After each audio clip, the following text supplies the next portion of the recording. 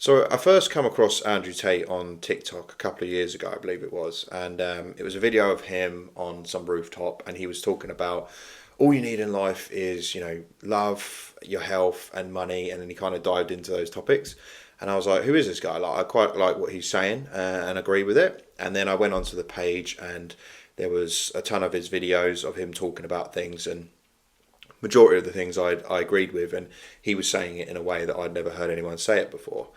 And then from there, shortly after that, he became really mega famous, and I started following a lot of what he was doing, and I really liked a lot of his content, and a lot of lads look up to him. A lot of guys do look up to him, and I can see why. Because one, he's like mega rich. Two, he's always surrounded by like beautiful women, and he's made it very vocal that his partners are absolutely fine with him having multiple women. He's also an ex-professional fighter as well, and there's a lot of respect that you get from just having that as your background. You know what I mean? Like, you can obviously dabble in doing it just to keep fit, but when you've actually dedicated your whole life to that, and there's going to be a level of respect that you're going to get amongst people, especially men, if that is your sort of background. But the question today is should men look up to him? And when he went mega viral, I started watching a lot of his content, and he's very sort of charismatic, and he can say and do what he wants, or that's the way it felt like at the time. And you can kind of, like, when you're sort of watching someone every single day, you kind of like start to adopt their mannerisms and that.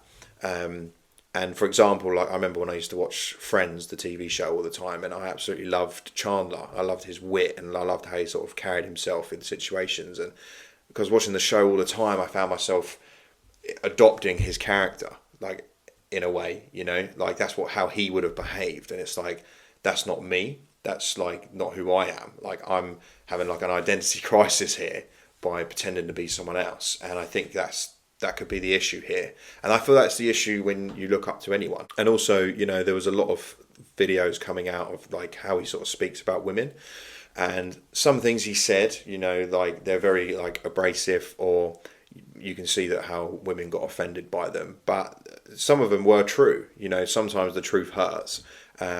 And just because they're true doesn't mean that he should be saying it. Because, I watched the BBC did a documentary on him, and they really went at him with this documentary. There was one with Vice, I believe, on Channel 4, but this one on BBC was like really sort of gunning for him. But it also showed the effect that he's had on young lads in school.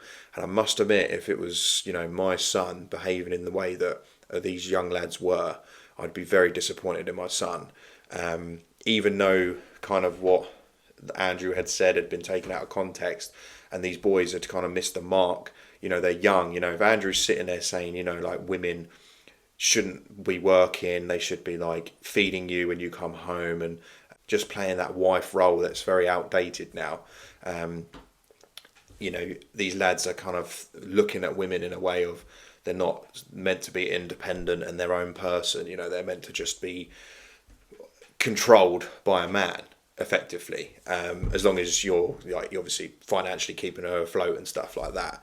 And I remember seeing on the documentary that like teachers had young lads not respecting them after watching his content, because they were like, a woman doesn't tell me what to do and all this stuff. So yeah, I think I didn't realise it had such a bad impact, because I know when I watch his videos and he says things like that, I know he's either just trying to get a reaction out of people, or maybe if that he's not trying to get reaction, and that's generally how he feels about women. I know in the back of my mind that that's not right, and I know to sort of go, well, he's obviously got some issues with women there that he needs to address. Is he actually trying to help men become better versions of themselves and get rich? He's certainly obviously trying to, but what people don't realise is, at the end of the day, like, this, everything that he's got going on is for his own personal gain. Like, yes, he's obviously trying to help, but he's still charging you $50 or whatever it is to get into the Hustlers University, and the war room that he has is like £5,000 entry. So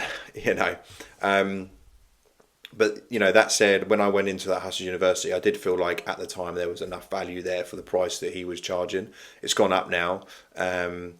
But it's a tough one because, you know, when I was inside there was definitely some good tips and tricks for making money. But I go on YouTube and I see people doing videos of like I was in Andrew Tate's Hustlers University for 1 month and made 150 grand, and it's just rubbish. There's just no way anyone's doing that unless you've got hundreds of thousands. You know, like if you did the crypto course and they was like you can catch 10% or 20% on this crypto signal, you know, and you've put like 250, 300,000 in, then yeah, of course you're going to make that kind of money. But talking about someone who just gets started in there from zero, from the ground up, you know, you're not going to get in there and make £150,000. There's a lot of these videos on YouTube where guys are saying they did that, and I don't believe that. And if you want to call me wrong on that, then go inside there and see if you can make. And if you can make 100,000 in a month on there from zero, I will eat this t-shirt. All right, and I love this t-shirt. So yeah, I'll be happy for anyone to prove me wrong. And also, I saw a video the other day of a guy that was very much an Andrew Tate fan, and he had managed to sort of financially turn his life around. And he decided to join the war room. Now, the war room is like a massive upgrade from the Hustlers University. It's £5,000 to get in, and then you are sort of connected with guys in there that are supposed to be like multimillionaires, and you're paying to be in like a high class network of individuals. And I put this guy's channel up because this video was really good, and he kind of exposed it in a way. You know, he was like, I joined hoping to meet a lot of people, and it was just full of Tate fanboys in there. You know, like drinking sparkling water, smoking cigars, eating one meal a day, and he was saying that these guys were at like the surface level of self-improvement, you know, and they probably, like, a few of them had just saved up 5 grand, which is all they had, just to like enter there, because, you know, there's a good chance that you can meet Tate by being inside the war room. Tate said that himself. So back to the question, you know, should men be looking up to him? It's not a case of like just him. I think it's it's the fact that like idolizing anyone, there's always going to be problems, that you are going to adopt that person's identity. You know, you should be looking at yourself to become better and someone that you idolize, not someone else. Because, like I said, you can have an identity crisis and start adopting their mannerisms, and then you completely forget who you are along the way. I don't think Andrew's necessarily a bad person. I mean, like, obviously lots come out about like rape charges and stuff like that, and he might be getting extradited back to the UK. And on that BBC documentary, there was a woman on there who was very vocal about like him attacking her and stuff like that, and I hope that's not true. And they're just trying to sort of do a hit piece on him, which is what he said.